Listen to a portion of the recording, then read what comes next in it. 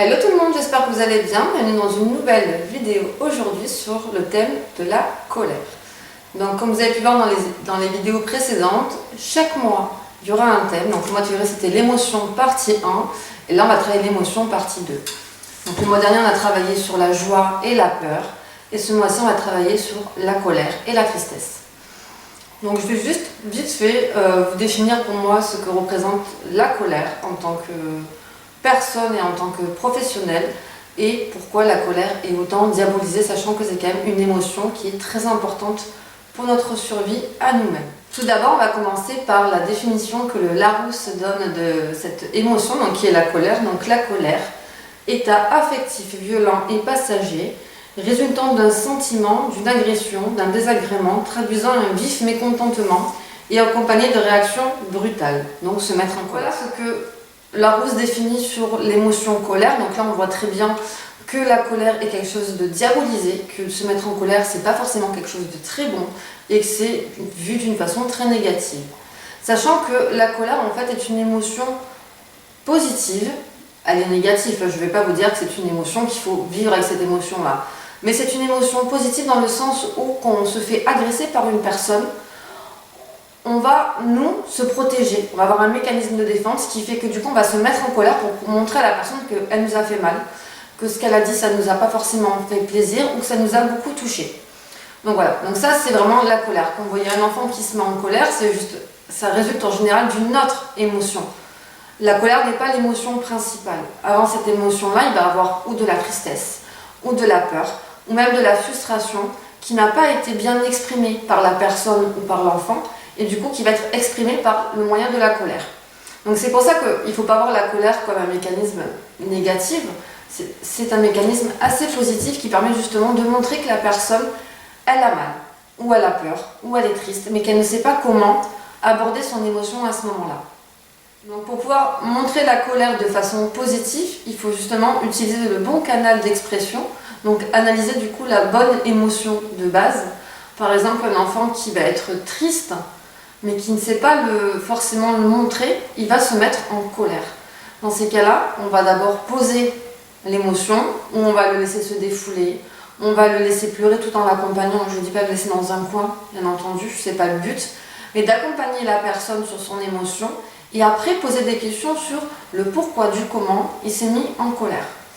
Exemple tout bête, moi j'ai souvent mon fils qui se met en colère envers son frère, parce que son frère prend ses jouets, ce sont deux frères, donc ils se battent souvent pour les jouets. Et mon enfant se met en colère, mais à hurler, presque à taper son frère de violence, parce qu'il n'est pas content. Là, dans ces cas-là, je sépare les deux enfants, j'isole mon grand et je lui demande pourquoi il s'est mis en colère. Et là, il va me dire, oui, mais maman, il a pris mon jouet, c'est mon jouet, et du coup, j'ai peur qu'il me l'abîme. Ah, donc du coup, tu as peur que ton frère abîme ton jouet. C'est pas, t'es pas content parce que ton frère a pris ton jouet. Dans ces cas-là, moi, je lui explique où je retire l'objet, parce que si vraiment je vois que c'est un objet fragile, je préfère dans ces cas-là le retirer de mon second. Ou si je vois que mon petit peut faire attention à ce jeu-là, dans ces cas-là, j'explique à mon grand que je vais surveiller son petit frère en train de jouer avec ce jouet-là pour pas qu'il le casse. Et s'il le casse, maman, elle payera les conséquences, parce que du coup, c'est maman qui n'a pas bien fait son travail à ce niveau-là. Donc dans ces cas-là, l'émotion elle va être complètement désamorcée, il ne va pas pleurer, il ne va pas taper, il ne va pas crier, il va faire toute autre chose. Donc voilà, c'est ça l'émotion colère. Il faut comprendre pourquoi on se met en colère, tout simplement. Nous, souvent, on se met en colère après nos enfants, parce qu'on a une autre journée, on est fatigué, ou on a pris des mauvaises nouvelles, ou voilà, on a un train-train quotidien qui n'est pas facile à porter pour nous en tant qu'adultes, et on va des fois vite se mettre en colère sur notre enfant. Des fois, on va se rendre compte que c'est pas à notre enfant qu'on en veut, c'est à nous-mêmes ou à ce qui se passe en ce moment même. Donc vous voyez, l'émotion colère, en fait, n'est pas une émotion de base. C'est juste qu'il faut apprendre à bien l'apprivoiser et à bien comprendre pourquoi elle est la tristesse. Donc la tristesse, pour le Larousse, c'est état de quelqu'un qui éprouve du chagrin, de la mélancolie, de l'affliction, air triste de quelqu'un, sourire avec tristesse, impression pénible ou mélancolique produite par les choses qui manquent d'animation de vie, la tristesse d'un paysage. Donc voilà ce que peut dire Larousse sur la tristesse, sachant que moi je ne suis pas forcément...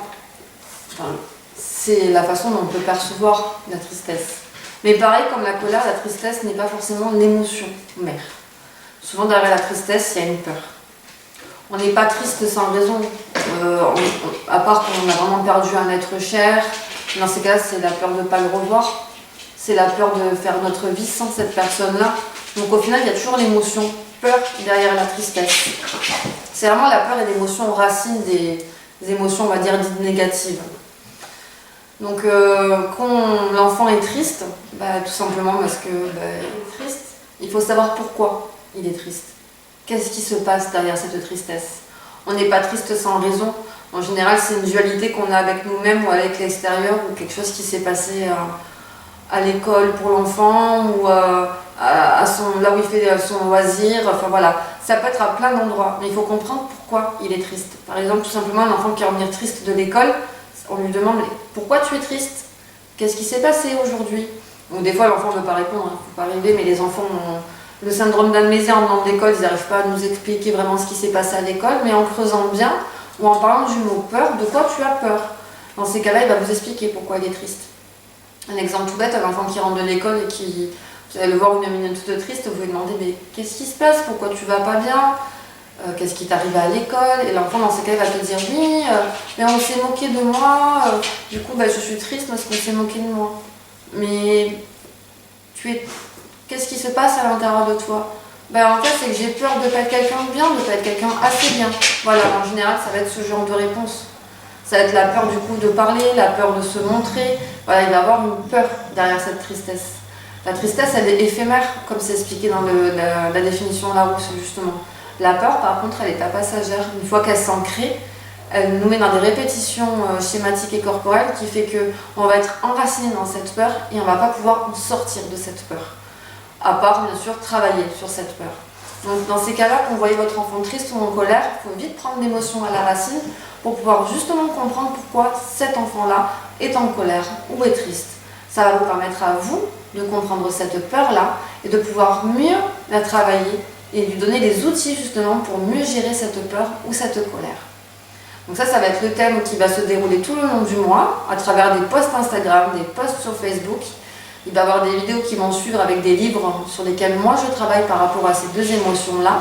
Je vais aussi vous livrer des exercices de sophrologie ludiques pour donner à vos enfants, pour pouvoir justement les aider à chasser leur tristesse, leur colère et à aider à gérer leur peur.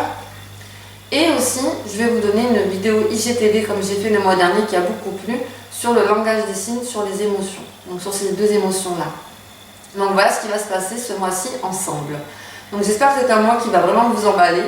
Je fais vraiment toutes ces vidéos avec cœur et je le fais vraiment avec plaisir parce que pour moi je trouve ça très important de partager sur les émotions, sur plein d'autres thèmes pour pouvoir vous aider vous en tant que parents, aider vous vos enfants à mieux être et à mieux vivre leur quotidien parce que dans le quotidien c'est pas forcément facile et tout rose et justement donner des outils pour mieux le vivre.